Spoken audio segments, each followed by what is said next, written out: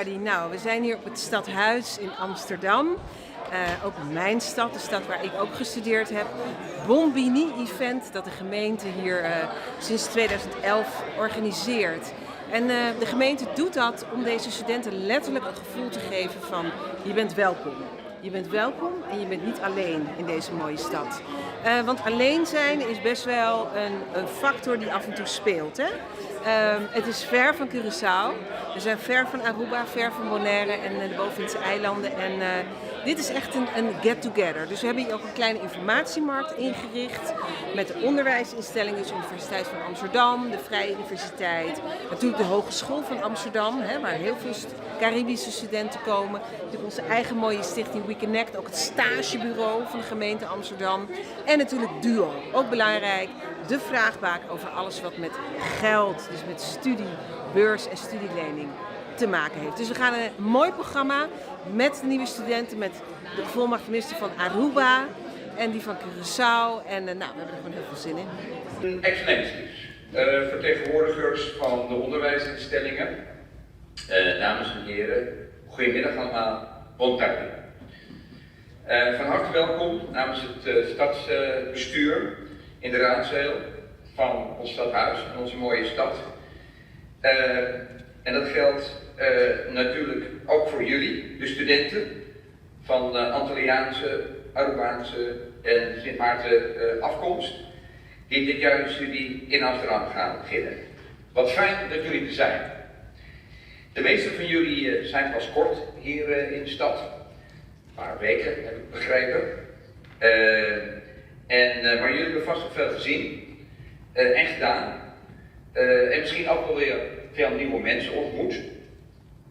En ik hoop vooral dat jullie ook veel zin hebben om met je studie te gaan beginnen. Want daarvoor ben je hier. Hello everyone. Hello. Hi, my name is Sabina Avery. I am currently 20 years old and I was born on the island of Curaçao. I moved 3 years ago to the big city of Amsterdam. I was asked here today to give all the students that are coming some advice on how I experienced my journey here in Amsterdam. So I've chosen 3 lessons, each dedicated to one of the years that I spent in this beautiful city. These 3 lessons are: 1. Take care of your body. 2. Build meaningful relationships. And 3. Prioritize your mental health. Nou, goedemorgen, welkom. Ja, alles wat je doet, de persoon die je bent. Het is nu 18, 19 jaar dat ik in Nederland woon. Tussentijd 5 jaar dat ik terug ging naar Curaçao, maar in totaal als je het optelt. Ik heb het ook meegemaakt zoals jullie hier in een grote land met andere gewoontes, andere mensen, zonder mijn familie. En ik moet mezelf bewijzen, telkens bewijzen, in alles wat ik doe. Maar één ding had ik wel door, ik weet waar ik naartoe wil. Waar wil ik zijn? Wat wil ik worden? En ik heb aandachtig geluisterd naar de heer Avery. Aha. En weet je, succes is gewoon je moet een visie hebben. Waar wil ik naartoe? En het maakt niet uit hoe je het loopt, of je het rechtdoor gaat, of je schuin doet, of je gewoon even van de weg even afvalt. Dat je weer een auto neemt, of dat je fiets neemt, dat je gaat rennen. Het maakt niet uit, maar je moet wel je punt bereiken van dit heb ik gehaald, omdat ik daarvoor ging. Goedemiddag iedereen, nogmaals. Ik ben Juan Thijssen, volmachtminister van Aruba. En ik ben heel blij en het is genoeg om hier te zijn met jullie, nogmaals. Want we zijn van mening dat dit heel belangrijk is voor onze studenten, voor jullie allemaal hier. Het is zo dat wij als kabinet belangrijke taken hebben. En een van die belangrijke taken is dat wij de belangen moeten behartigen van onze mensen hier in Nederland. En dat betekent ook de studenten.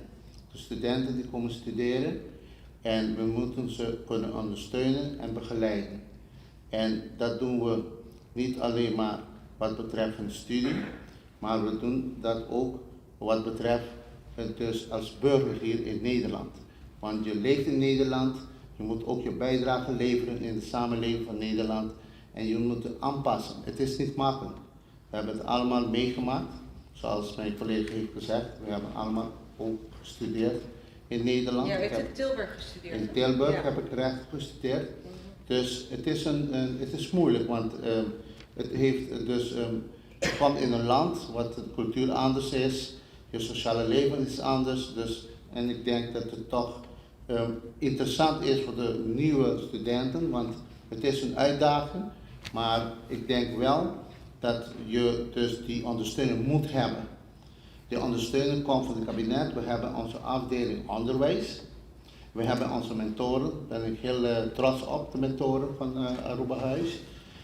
En we hebben nu, we zijn bezig ook met dus het installeren van een studiecommissie, een studieraad voor de studenten. Want de studenten hebben het recht om ook inspraak te hebben wat betreft studie, wat betreft in Nederland studeren.